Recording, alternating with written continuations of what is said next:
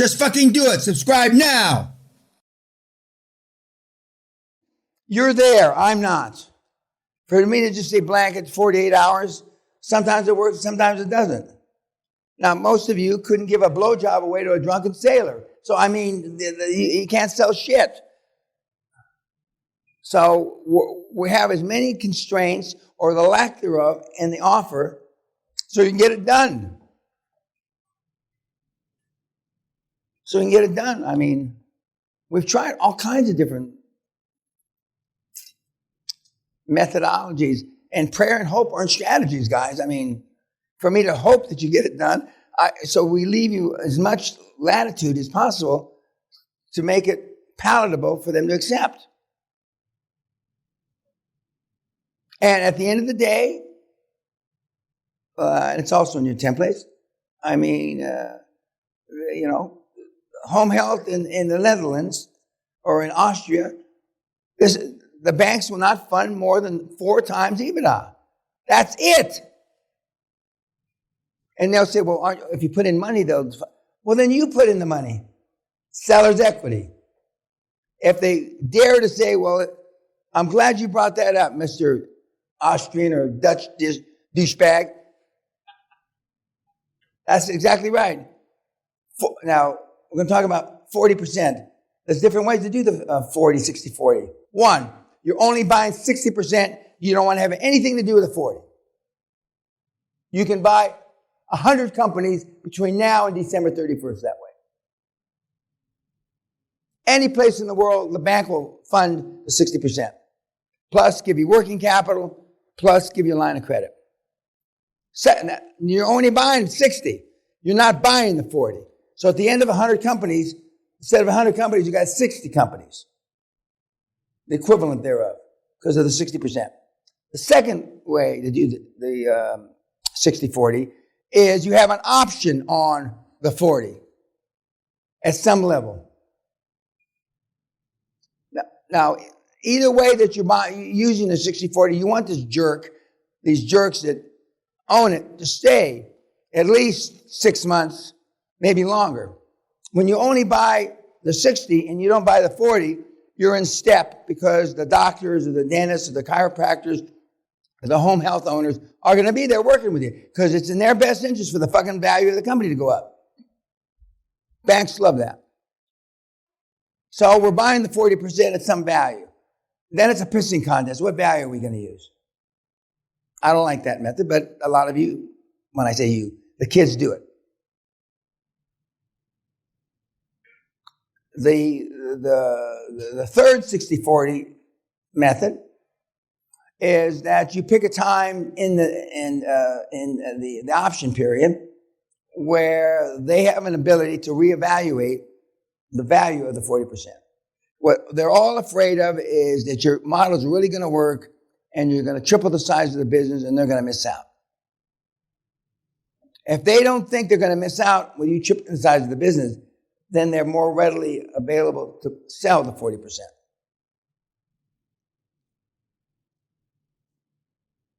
And all your board members, although they may not call it the 60-40, because sometimes it's only 80-20 or 70-30 or 55-45, they will all understand that.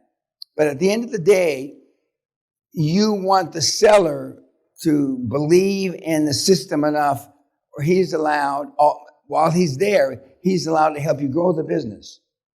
Now, and the cherry on the cake that you can put, if you have trouble, is, and we'll give you 1% of the holding company. In other words, you give them 1% of the holding company that's owning all these fucking things. If you've been successful in selling the dream that, you're the greatest thing since Moses. And some of the kids have. Absolutely. And some of the kids have failed miserably and they don't want anything in the holding company. And they're more inclined that because of your lack of your ineptness, fine, I'll sell the whole thing. But it's easier to finance the 60-40. You don't want the whole thing on day one. Because the bank may not, your board may not be strong enough, your presentation skills may not be strong enough. There's all kinds of ifs that can happen, and we want to preclude the ifs. So if it's a straight 60-40, they know that the seller is in sync with you because they don't benefit unless they help grow the value of the company and make it larger. And it's, having said that we haven't had one of those not happen, maybe somebody in this room will prove me wrong, but when you look at it from the bank's point of view, they have little or no downside. They really have no downside. Zero. And we have 60-40s going through the SBA as well. 60-40s going through the SBA. But in the SBA, you're going to have to sign a guarantee. I don't. If you're worried about your assets, which you shouldn't start this program if you're worried about your assets, I wouldn't go to the SBA because there's a gazillion banks in America that will do these 60-40 deals that aren't guaranteed by the federal government. The federal government, by statute, guarantees the loan for the SBA, Small Business Administration. Did I answer your question? Okay.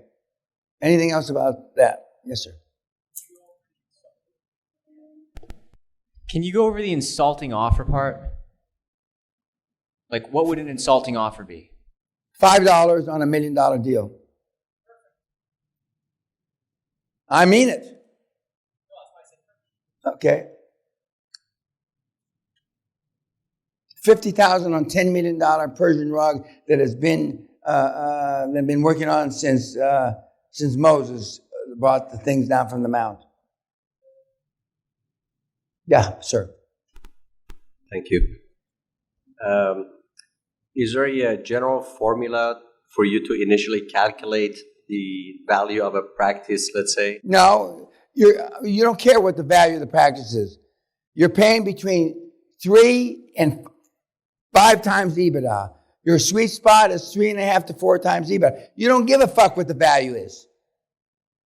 Because they're going to use whatever formula that values, and there's 100 formulas, valuation. They're going to use whatever formula values their business at the highest. And the only way you can get around that, there's the Scholes model, there's a Baker Hughes model, there's all kinds of models, is what was the free fucking cash flow? And the easy rule of thumb is free cash flow is, generally speaking, your after-tax earnings plus 50%. Unless you're in manufacturing and you're using some special kind of depreciation, etc. So if they make $1 million after tax, I'm not talking about pre-tax, because in Europe, a lot of countries use pre-tax. Okay? If you made $1 million after tax, the company's probably cash flowing $1.5 million, and we're going to pay 4 times at $6 million. Period. We got nothing to talk about. We don't care if you got a Mercedes or bad. That's it. And you're not buying the buildings. You can keep the buildings. Stick them where the sun doesn't shine. This is not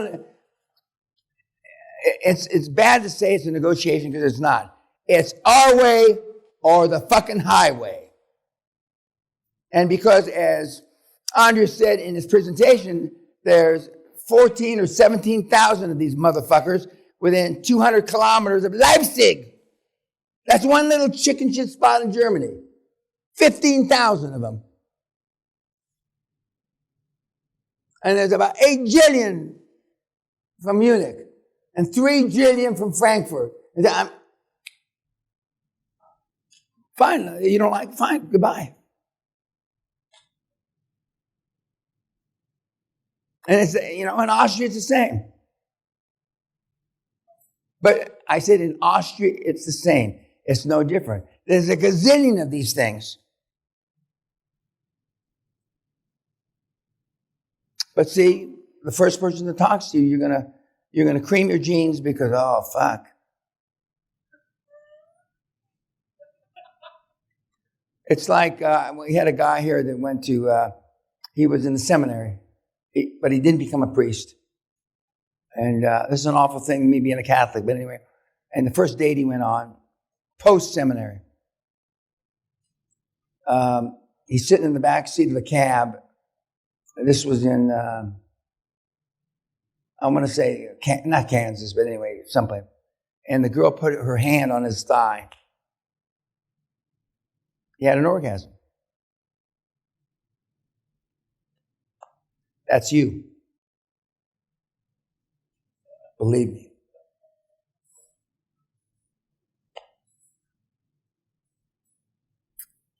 Not because you went to a seminary. You get so fucking excited. That same guy had a motor scooter. And he was going to go pick her up for a date. And she sat on the back with her little helmet and she put her hands around his waist. Again, same result. That's you. Believe me. I've been doing this a long time.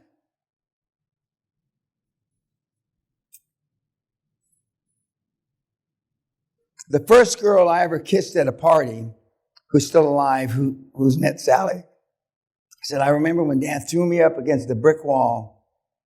I'm 11 years old, and rammed his knee in my crotch and stuck his tongue down my throat.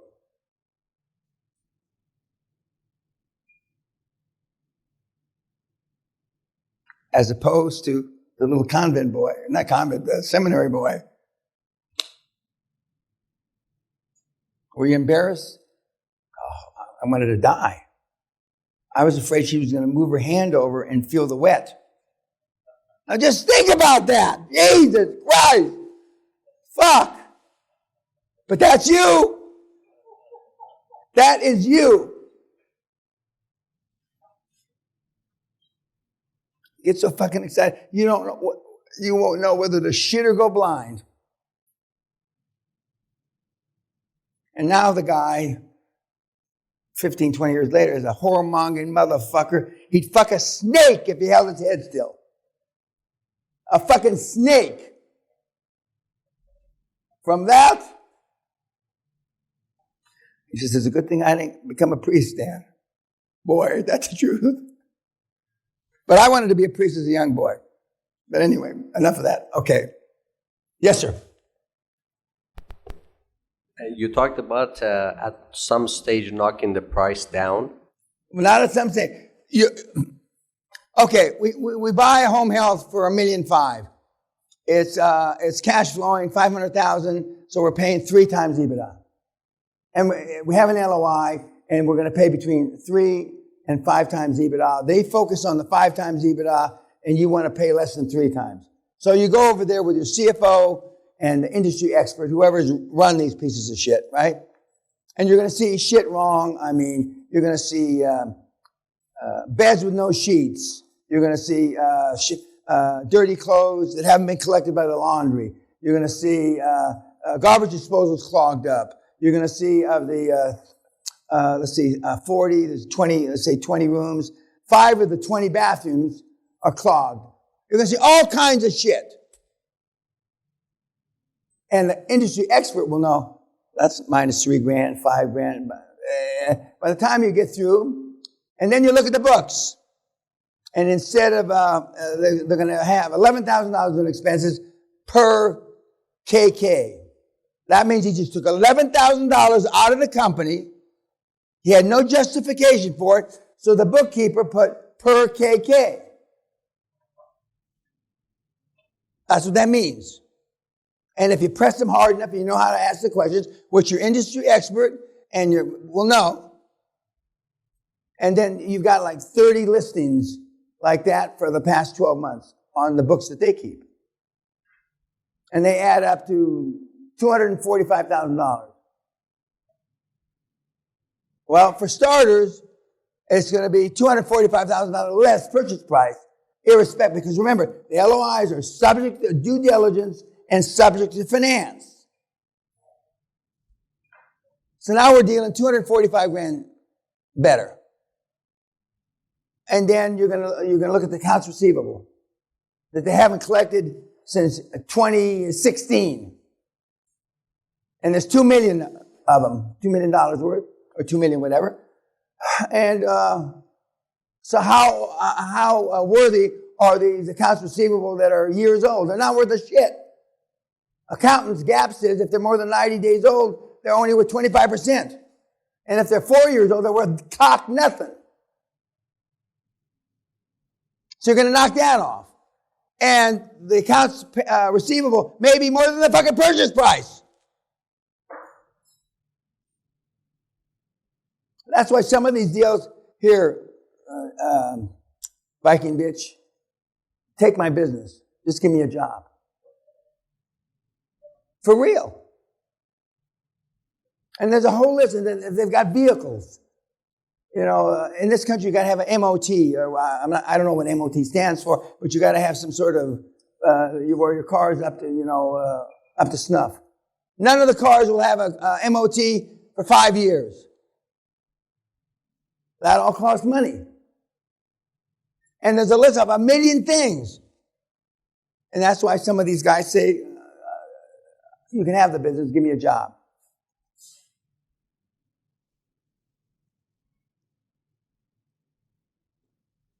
Some of the businesses you're going to buy use cigar box as a cash register. I swear to you, fucking cigar box. They have no books. When they tell you it's going to take them like 2-3 weeks, that's because their accountant, their son-in-law, and their daughter are making up the books. They're cooking new books for you. And that's why you start with an embarrassing offer.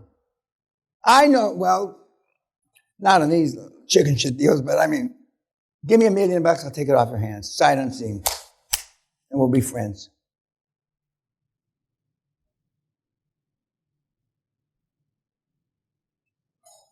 They paid me $9 million to take a refinery off their hands. 3 years later, I sold it back to them for $14 million. Same refinery. But if you don't ask, you don't get. And when I mean embarrassing, I mean fucking embarrassing. Now, 1 out of 3 times, instead of spitting in your wife's face, they'll spit in your face. Literally. But 1 out of 3 times they'll say, well, I was hoping you wouldn't find that. And then I can't do it right. The Indian, Or they'll say, you like the kid, Peepers there. How'd you get so smart? You're just a kid. And I used to say, I'm not recommending this. How did you get so fucking stupid?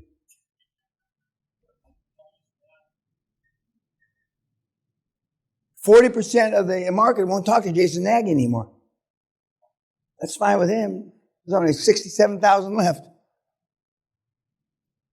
You're going to find out right quick whether this is for you or not. And then you got to run them. And as the Goomba Brothers, and the Goomba Brothers play hardball, they don't fuck around. Not like you guys are going to, most of you, and I'm not recommending you play hardball and hurt people, but most of you are more or less decent human beings. That's a drawback.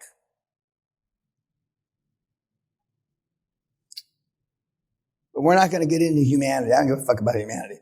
But the hard asses, this is the mafia model without a gun. For real. And that's why you can't delegate this in the beginning. Because you got to learn the steps. You got to learn in your own mind how far you can push these people. So 4 years from now, when you got teams out there and they come back and they tell you bullshit, you know it's bullshit. How hard did you push it? Well, what'd you say to them?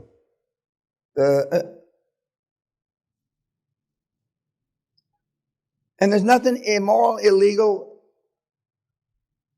You didn't put these people in these dire positions. You didn't. 10, 20, 40, 80 years of their inactivity and their fucking stupidity as a family put them there, not you. You're their motherfucking savior. I'm not telling you you're wearing a cross on your chest, but you are legitimately their fucking savior. And some of the people, we bought not a drilling, a gas gathering installation up in upstate New York a number of years ago. And the woman's husband who started it in the 30s or 40s, and he died.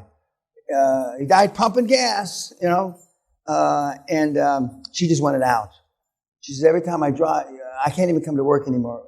I think, Harry, and we spent our whole lives, and we could have sold 3 or 4 or 5 times for 25 million, 40 million. Now we got nothing. And now you can't get an environmental, study now to build one of these things again. Just like you can't build crematoriums anymore. And you can't build cemeteries anymore because the laws are too tough. And she says, now, I can't even give this away.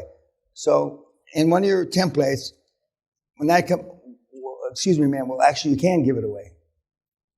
Her eyes, even her tits stood up, her 75-year-old titties stood up a little. Whoa. We've already had one environmental thing that costs $11,000, and that's not good enough. And then there's another one, the next one's $280,000, and I don't want to pay $280,000. We can close this up by Friday. This is Tuesday. Will titties get up again? Well, how's that? Sellers finance. I'll even give you 20% more than you're asking. Now something else stands up.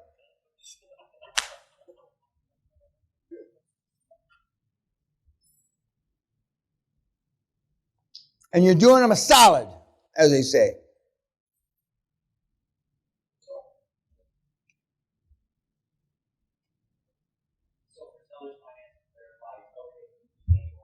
Absolutely. In fact, you will almost always pay more with seller finance. But it's their money. For some ethnicities in the room, that's still a bridge maybe too far. All your life you're taught to not give them a fair deal. Sell the Persian rug like it was really a Persian rug. We had a guy, a professor of anthropology or something from University of someplace years ago, and he says, Dan, there has not been a legitimate Persian rug made in 10,000 years. I thought about it, and he explained to me how Persian rugs really used to take years and fucking stitch by stitch. I mean, all this is just bullshit.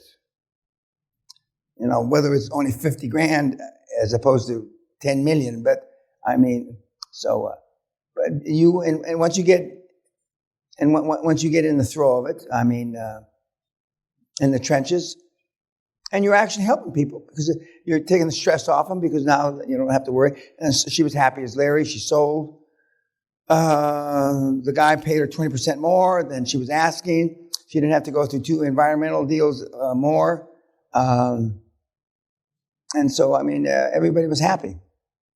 Yes, sir. When we're looking at the books, how far back should we look? When you're looking at the what? At their book. When we're doing 3 years. At least 3 years. Yep. Do they have to be audited? No, they're never going to be audited. Not never, that's an exaggeration, but almost never will they be audited. But if the tax returns, most people won't, except for certain ethnicities, will not turn in, for example, to the federal government or to the Inland Revenue Service here or to the whatever the IRS is in Australia. They will not turn in absolutely bogus books unless they're a criminal, unless they're a serial criminal. And so if the books are within plus or minus 10% of the tax returns, that's a pretty safe benchmark. But sometimes they'll say that it makes $5 million a year and they're paying taxes on 40 grand. Well, because they're lying. And in the books in China, there's at least 3 sets of books.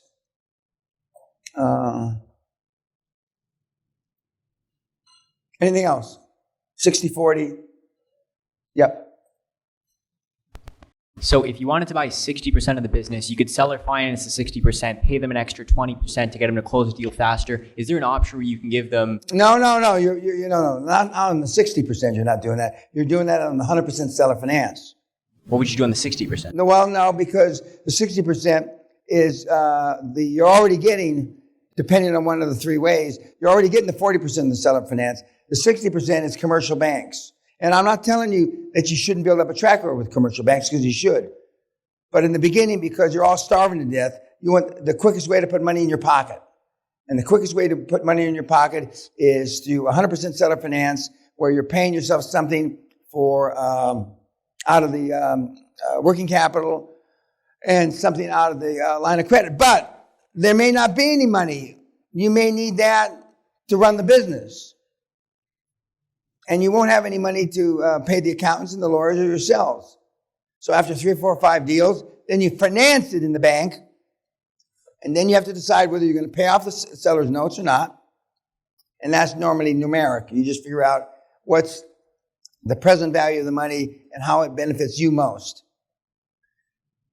And for that note, you want to have no prepayment penalty. The fact that the seller's note was out 11 years and you pay it back in 3, you don't want to have to pay a penalty on that. Everybody understand that? So there's no prepayment penalties. And then you finance it. And we've got guys that have been financing home health, mobile home parks for 10, 15 years.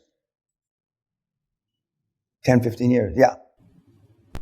Do you think it's also possible to pay no penalties on commercial debt these times? No what? No penalties? Well, it depends. You didn't set up the debt. So you don't know. See, the challenge is, now you're either going to buy these businesses assuming debt or not assuming debt. Letting them keep the working capital, or you keep the working capital. You assuming and getting all the money in the bank, or them keeping all the money in the bank. And this is all subject to what your accountants and your industry experts tell you the best way to do it. So I don't give you any rule of thumb for that, because you may, buying a company, you're going to be the stock that is around the assets is different than just buying the assets.